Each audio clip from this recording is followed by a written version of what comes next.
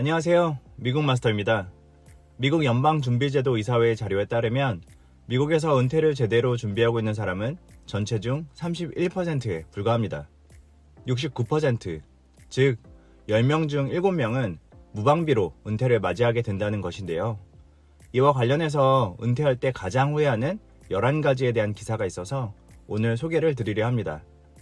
은퇴를 하신 분들이라면 자신의 경험상 공감이 많이 되는지 한번 살펴봐 주시면 좋을 것 같고요. 아직 은퇴를 하지 않으신 분이시라면 지금이라도 늦지 않았으니 이 영상을 보시고 다른 분들이 하시는 실수들을 하지 않도록 주의하시면 좋을 것 같습니다. 첫 번째 실수는 직장을 그만둔 것입니다. 미국에서는 평균적으로 직장 생활을 하는 동안 약 12번 정도 이직을 하는데요. 이때 직장에서 제공하는 401k 등 연금 플랜이나 스톡 옵션에 있어서 베스팅 기간이 있는 것을 모르시는 분들이 꽤 계십니다. 베스팅이란 일단 당신에게 주기는 주는데 일정 조건을 달성하지 못하면 다시 회수할 거야 와 비슷한 개념이라고 보시면 될 것 같습니다. 예를 들어 회사가 여러분한테 스톡 옵션으로 100만 불을 줄게, 대신 5년 근무를 꽉 채워야 해 라고 하는 거죠. 이때 5년을 채우지 못하면 받은 스톡 옵션은 부분적으로 또는 전체가 무효가 될 수 있습니다. 그런데 보통 이런 베스팅이 주식에만 적용된다고 생각하시는데요. 401k 같은 연금 플랜에도 같은 개념이 적용될 수 있습니다. 회사에서 401k 매칭을 해준다고 하고 실제로 매칭도 해줬지만 베스팅 기간을 채우지 않았다면 회사가 기여한 부분을 부분적으로 또는 전체적으로 반납해야 할 수 있습니다.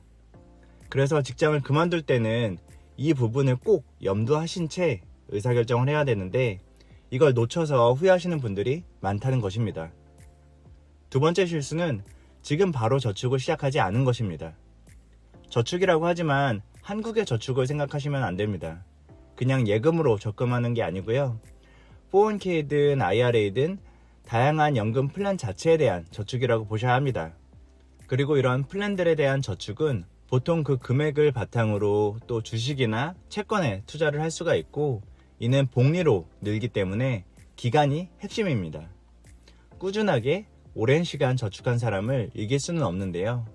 조금 더 충분하게 많은 금액을 저축할 수 있을 때 저축하자라는 마인드로 시간을 뒤로 흘려보내다가 뒤늦게 시작한다면 복리의 효과를 크게 누리기 어려울 것입니다. 세 번째 실수는 재정 계획을 제대로 세우지 않은 것입니다. 은퇴 준비를 하려면 잘 모으기만 하면 되지 라고 생각하는 분들이 많이 계십니다. 그런데 그것만으로는 충분하지 않아요. 은퇴는 언제쯤 하고 싶고 어디에 가서 은퇴 후의 삶을 살아갈지, 평균 수명은 어느 정도가 될지 등에 대해서 조금 더 꼼꼼하게 계획을 세워야 합니다. 아무리 돈을 잘 모으더라도 이런 부분들에 대한 계획에 구멍이 있으면 돈이 줄줄 새고 생각보다 일찍 통장을 다 까먹어버리는 일이 생길 수 있기 때문입니다. 네 번째는 회사 기여분을 최대화하지 않은 것입니다. 직장 생활의 꽃은 401k죠. 내가 저축한 만큼을 1대1로 회사가 매칭해서 돈을 공짜로 넣어주는 것이니까요. 월급을 더 받는 셈이라고 볼 수 있습니다. 2024년 기준으로 401k는 연간 최대 23,000불까지 납입이 가능하고 401k의 대체 상품이라고 볼 수 있는 IRA는 1년에 7,500불까지 적립이 가능합니다. 그런데 이렇게 공짜로 회사에서 주는 돈인데도 불구하고 최대화를 하지 않는 분들이 꽤 계십니다. 회사에서는 최대한으로 넣어주겠다고 하는데도 내가 그만큼 돈을 납입하기가 싫어서 조금만 넣는 것은 정말 부득이한 상황이 아니라면 해서는 안 되는 실수라고 볼 수 있습니다. 다섯 번째는 어리석은 투자입니다. 은퇴를 더 앞당기고 싶다는 생각에 주변에서 더 좋은 수익률을 보인 상품이나 소문들을 듣고 투자를 하는 겁니다.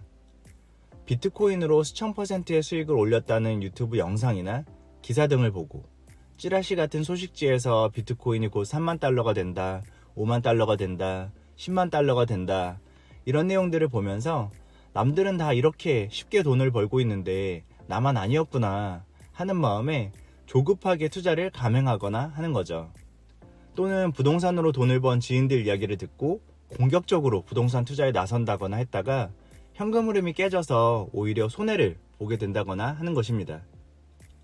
여섯 번째 실수는 포트폴리오를 재정비하지 않은 것입니다. 은퇴까지 이제 얼마 남지 않은 분들은 모르겠지만 시간이 조금 더 많이 남은 분들은 중간중간 내 저축 또는 자산 포트폴리오를 리밸런싱할 필요가 있습니다. 길게는 10년을 주기로, 요즘같이 빠르게 변화하는 시대에서는 5년을 주기로 기존 패러다임이 지고 새로운 패러다임이 생기고 하는 경우들이 발생하는데요. 시대에 따라, 경제 상황에 따라 내 자산을 조정해야 하는 것입니다. 한때 빅테크 기업들이 우후죽순으로 성장하고 퍼블릭 마켓에 상장하면서 스타트업 투자자들에게 떼돈을 벌어다 주었던 때가 있었다면 지금은 스타트업 투자 시장은 굉장히 혹한기입니다. 수백억을 투자받고도 파산하는 곳이 줄지어 나오고 있는 상황이에요.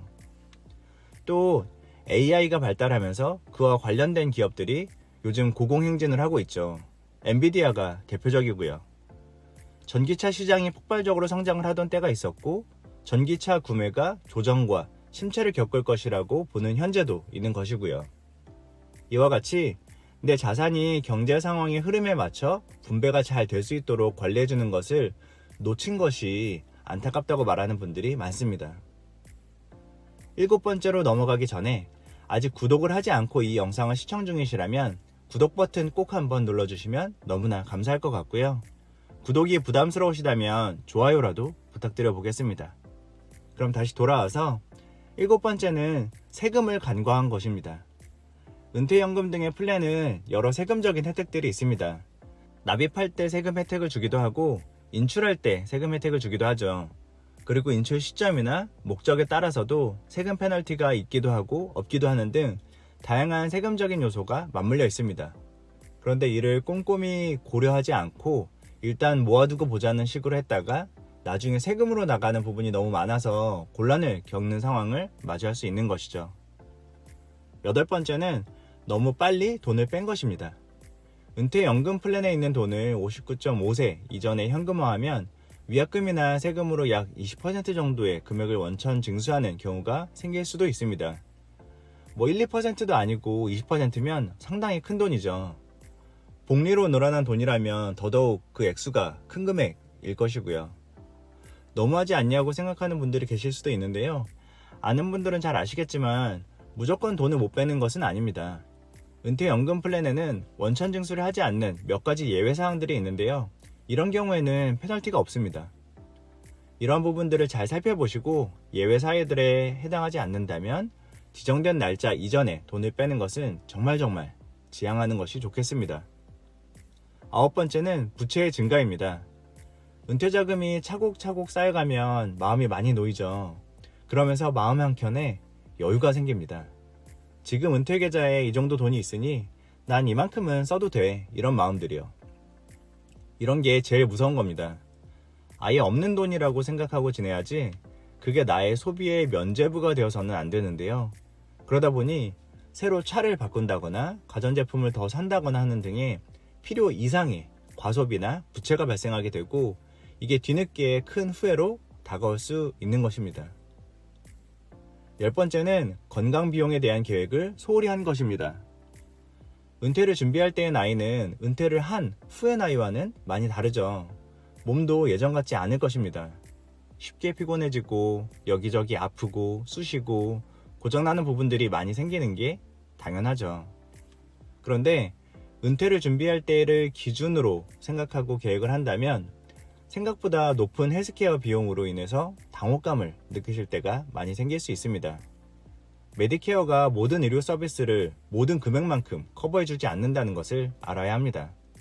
그래서 HSA 같은 상품들을 통해서 은퇴 후에 의료비를 준비해보는 등 이런 고민들을 미리 해놓으시는 게 권고됩니다.